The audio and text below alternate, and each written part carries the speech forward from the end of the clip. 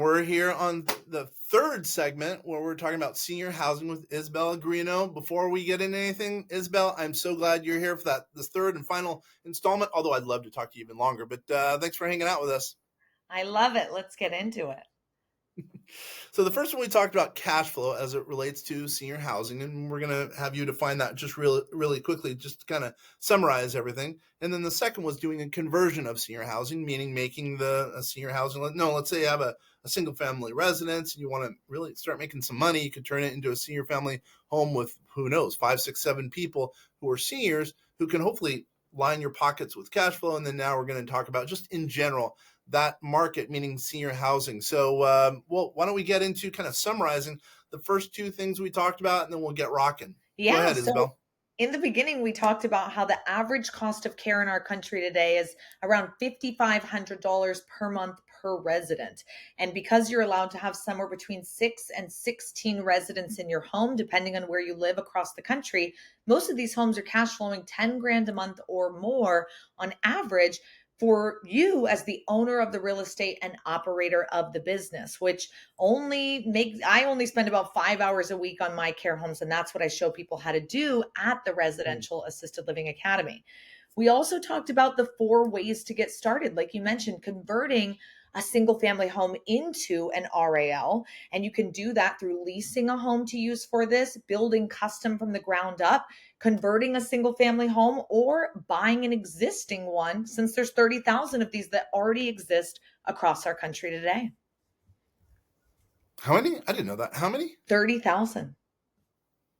So those are 30,000 people who decided to move a house where they were throwing out money, throwing away $2,500 a month or whatever the case is. And now they're making it so they're making thousands of dollars. Yeah. So those are big numbers. I didn't realize that. Yeah. We actually are responsible for 61% of all the beds for assisted living that exist in our country today. There's only about 1.2 million beds total. And if you know anything, and I know this is what we're going to talk about on this next section, is just like why and how big this opportunity is. Currently, the silent generation lives in assisted living. There's about 44 million of them, but there's 76 million baby boomers. And we are currently today 1.3 million beds short. And let's talk about that. That's huge right there. Let's talk about that. Yep. This segment might be a little bit longer. So we are beds short. Like I know in Florida, as an example, I'm doing a project in Florida, and I know that they're massively underbedded, if you will. Yep. There's not even close to enough people. So explain that statistic. You're representative of 60% of the senior housing in the U.S. Is that right? Yeah. What was the number there? Yes. Our residential assisted living homes represent 61% of all the beds that exist across our country today. Whoa. Okay. That blows me away. And there's a shortage, and that's really where you come into play. Yeah. Basically helping people to kind of make that transition or get into that world as a foundation, then helping them as students, correct? Absolutely. Because people will say all the time, well, if this is, so great, why don't you just own 100 of them? Why don't you just own 1,000 of them? Yeah.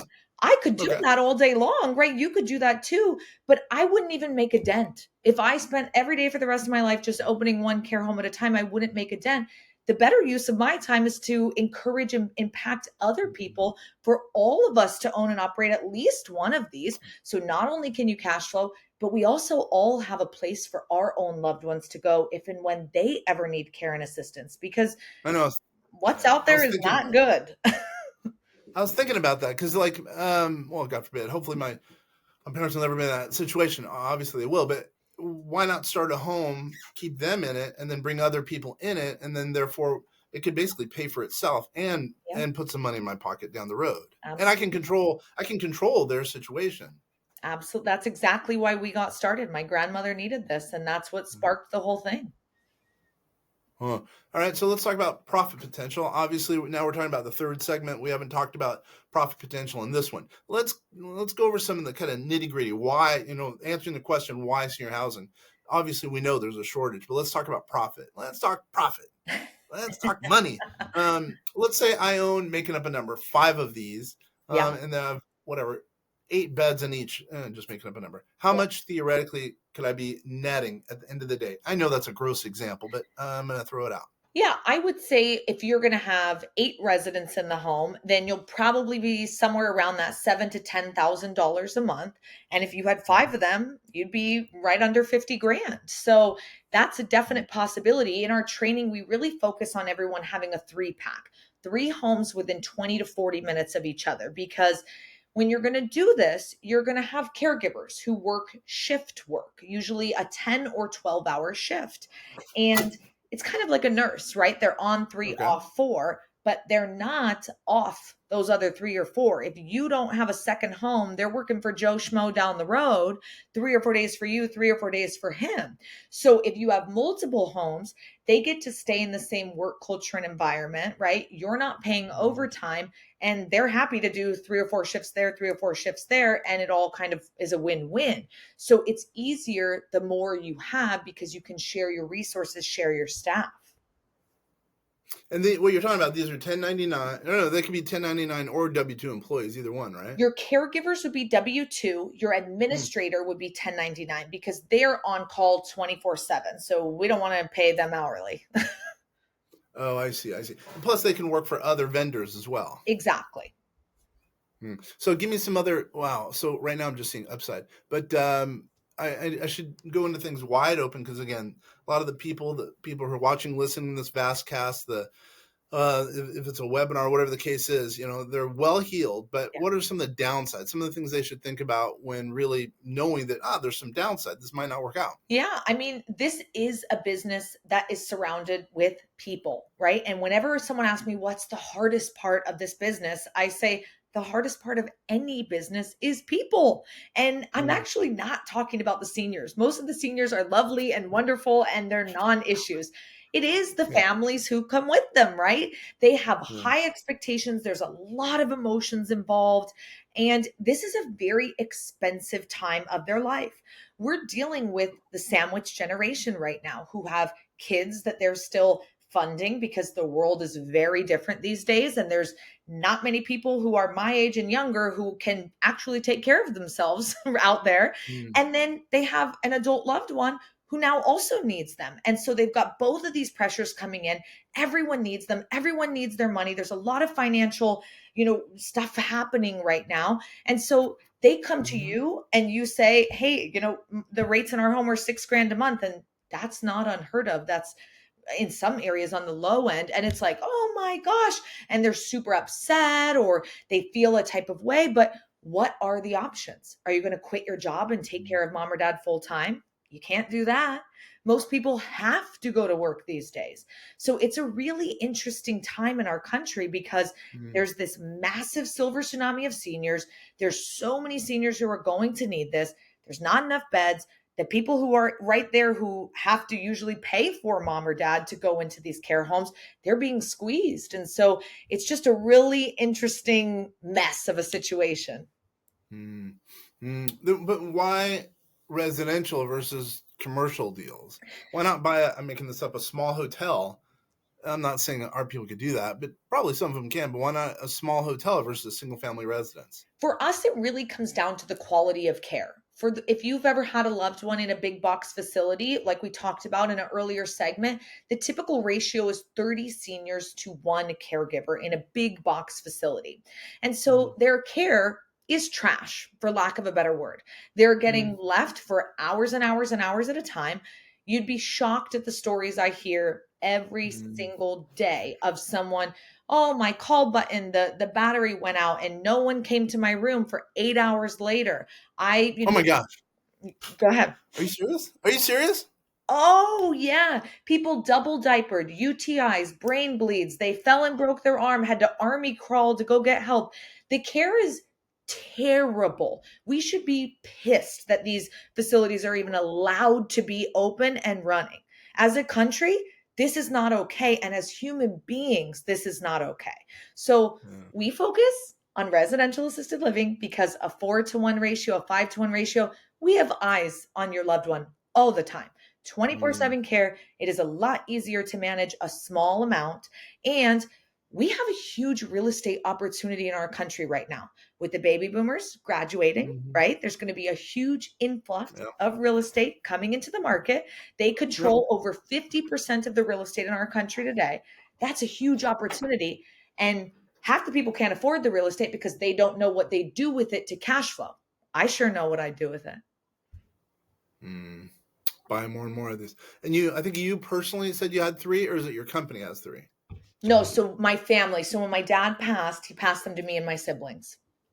Got it. Got it. And that's been obviously it's been profitable. So, okay, here's a question because we're talking about making money with these. Does it make sense? What's a you know typical ROI? Return on investment. If I put in X, I get X. Hard question, but I'm just looking in general. I'm just looking for numbers for me. Yeah, it really, really, really ranges. And so it's tough to Mm. say.